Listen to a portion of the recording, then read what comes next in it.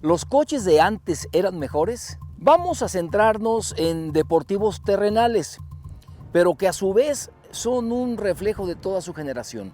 Y vamos a ver qué diferencias hay entre un deportivo actual, un deportivo no tan nuevo, pero tampoco tan viejo, y un deportivo completamente viejo. ¿Qué son estos números? Para poder desplegar el 100% de su potencial en estos coches, estos números representan el porcentaje que el conductor debe estar involucrado. En términos técnicos, a mi juicio, es lo que el conductor debe de hacer con respecto al coche. Es lo que interviene y qué tanto entra en juego la pericia del conductor. Punta tacón, correcciones, transferencia de peso y muchas otras técnicas más de la conducción deportiva. Y comencemos con el Caribe. Modelo 1984, ya 40 años del coche. El piloto debe de intervenir un 70%, a mi juicio, en esta época. Este auto en su tiempo pudo haberse considerado deportivo. Era ligero, era maniobrable y era rápido. En esta época, estos coches por lo general eran tracción delantera. Sí había tracción trasera, por supuesto, pero eran coches ya más grandes, un V8, los Mustang, los Chrysler, los Chevrolet, eran tracción trasera. Estos, los tracción delantera, eran los más comunes. ¿Por qué el 70% de participación del piloto? Porque son muy difíciles de conducir al límite. Su dirección es muy deficiente a comparación de un coche actual. Tienes que dar muchísimo giro al volante para que las ruedas giren como tú quieres. Es un coche tan difícil de conducir que es su virador, se va de frente, pero en la misma curva puede entrar en un proceso de sobrevirador, también se va de atrás y tienes que estar maniobrando mucho en plena curva. Si a esto le agregamos que en esta época la mayoría de los coches, me atrevo a decir que casi todos eran manuales, esto revierte un poco de más complicación para el conductor porque tienes que traer el coche en el rango de revoluciones que te permita llevar el torque al piso. Y esto, ¿a qué te obliga? Pues a hacer punta tacón en las curvas, a hacer la reducción de velocidades con una excelente igualación de revoluciones, a tener muchas manos. Se decía en la época que quien manejaba bien tenía muchas manos, porque de verdad en los videos las manos se ven que van de verdad muy complicado de manejar estos coches, y los pies ya ni les digo. Y si a esto le agregamos que en esta época no había ninguna asistencia electrónica, no había ABS, no había control de tracción, todo dependía del piloto. Si lo sabía hacer, no pasa nada. Esa es la conducción deportiva, no extrañas esas asistencias. Pero alguien no iniciado en la conducción deportiva estaba en problemas. En unas manos equivocadas o un poco audaces, sin tener el conocimiento de esta conducción deportiva, era de verdad pues prácticamente daños fatales. Por eso es que a mi juicio le doy un 70% de lo que el piloto tiene que hacer en este coche para desplegar el 100% de este coche. Pasémonos ahora a otra época. Este coche es un Focus RS 2010 y le otorgo un 50% de lo que el piloto tiene que hacer en este coche. Estamos hablando de 25 años, un cuarto de siglo con respecto al desarrollo tecnológico que hay con respecto al Caribe. Y en esta generación ya pasamos a usar motores más grandes, de los 1.5, 1.6 o hasta 1.7 litros, a ya motores 2 litros multiválvulas mucho más potentes. Igualmente pasaron de ser los coches aspirados normalmente y aquí empieza ya la era turbo cargada. Igualmente aquí sí había cajas manuales, como es este caso, pero aquí empiezan también ya a desarrollarse las buenas cajas secuenciales automáticas, semiautomáticas. Quizá este coche le otorgue un 60% porque es quizá un poco más difícil de conducir que todos los de su generación. Aquí el turbo comienza a tomar protagonismo en este tipo de coches. Los motores crecen y hablando de la generalidad son motores de 2 litros o más. Rozan ya los 300 caballos de potencia, quizá algunos un poco más, y comparados con estos, bueno, pues ya es una diferencia enorme. A pesar de que este coche cuenta ya con las asistencias de manejo que traen prácticamente ya todos, la potencia que tiene puede llegar a ser desmedida para un conductor no iniciado en la conducción deportiva. Son automóviles muy divertidos de conducir de cierta manera. Y por decir algunos, Golf GTI, Megane Sport, el León Cupra, el Mazda Speed, hay muchos. En su mayoría son tracción delantera. ¿Y qué quiere decir esto? Que los conductores en esa época teníamos que dominar y controlar más la entrega de potencia al piso.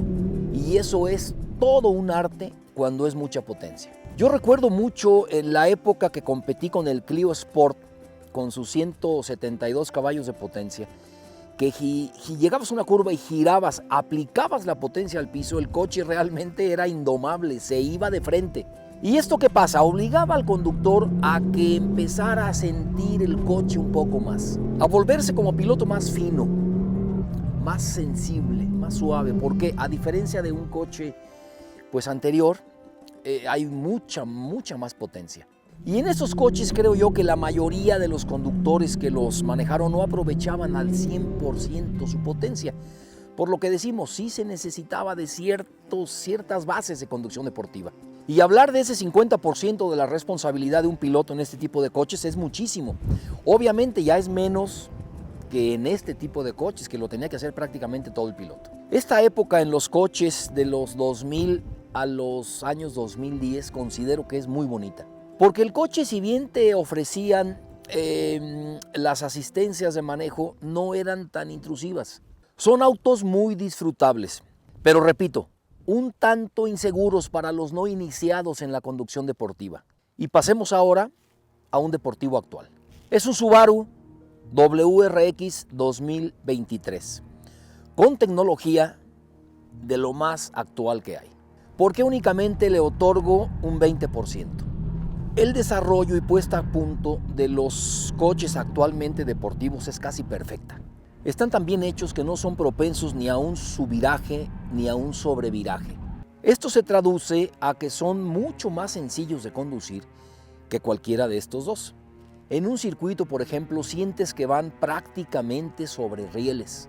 Las cajas automáticas en esta época, en la actualidad, prácticamente dominan el segmento. Las levas de cambio hacen la vida más fácil al conductor. Y los de caja manual, como es este caso de este coche, están prácticamente en extinción.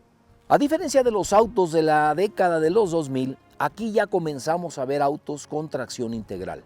También obviamente hay muchos tracción delantera o tracción trasera, pero ya hay muchos all-wheel drive. Y la tendencia actual es de que ya los motores se van haciendo nuevamente más pequeños, como era en las épocas de hace 40 años. 1.6, 1.4, 1.5. Este se sale un poquito del molde, este coche es 2.4 litros. Pero la tendencia natural es de que su cubicaje va siendo menor cada vez. E igualmente vienen acompañados, como ya era también en la época de los años 2000, de un turbocompresor. Y aquí sí ya en esta generación de coches, los motores aspirados ya están prácticamente en extinción. Hoy por hoy, por ejemplo, tenemos a un Yaris, a un GR, que con 3 cilindros, motor 1.6 litros, roza casi los 300 caballos de potencia. A nivel de ingeniería automotriz, esto realmente es impresionante. Pero también hay que decir algo, la durabilidad de estos motores habrá que esperar. Vamos a ver en unos años más qué tal funciona. Y como les dije, autos de esta época son muy fáciles de conducir. El Yaris, el Cupra, el Civic Type R son muy dóciles, son predecibles, son excelentes autos. ¿Y esto qué quiere decir? Que un conductor promedio, sin llegar a ser un experto, va a disfrutar de mucho del desempeño de estos autos. Si van a un circuito, sus tiempos por vuelta van a ser muy decentes, van a ser buenos, sin necesidad de ser un gran piloto. Los márgenes de tiempo con respecto a un conductor, a un piloto, se van a reducir bastante, a diferencia de aquellos autos que solamente un piloto los podía llevar bien. Y eso está de lujo, está muy bien, en el entendido de que están dirigidos hacia todo el público y con mayor seguridad. Y estando conscientes de que esos compradores, consumidores de estos coches no tienen que ser unos expertos en la conducción para poder llevar tanta potencia. Y bajo esta premisa es un gran avance tecnológico. Desde mi punto de vista, en general esta época de autos quizá me guste menos que las de los años 2000. Quizá porque son automóviles tan bien hechos que el piloto entra menos en juego que en otras épocas.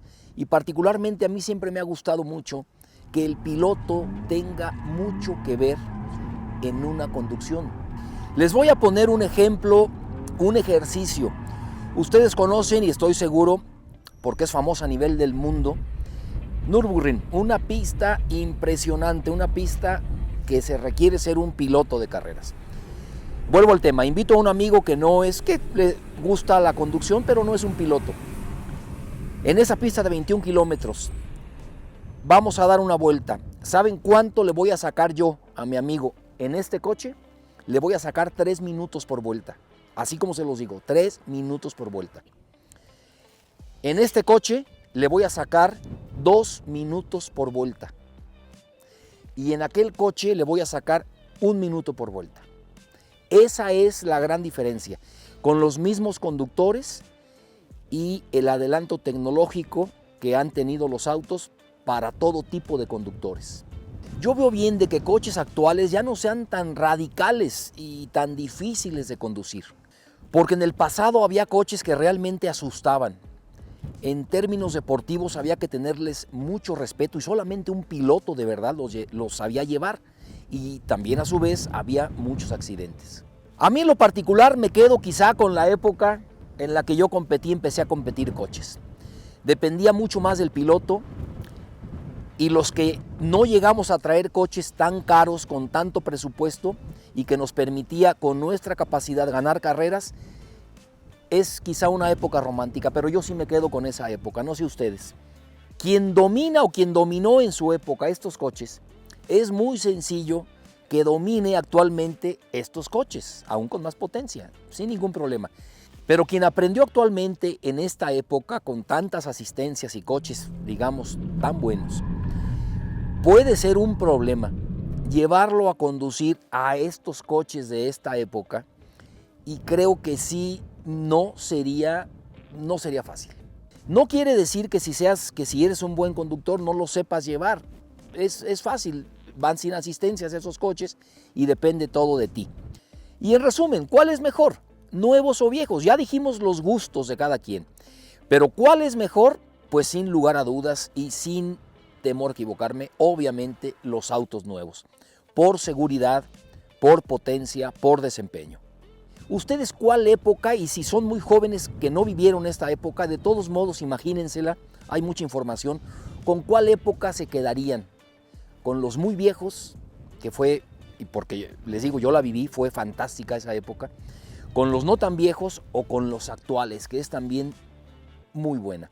Creo que es cuestión de gustos, pues sí, pero también de nivel de manejo, de tu nivel de conductor.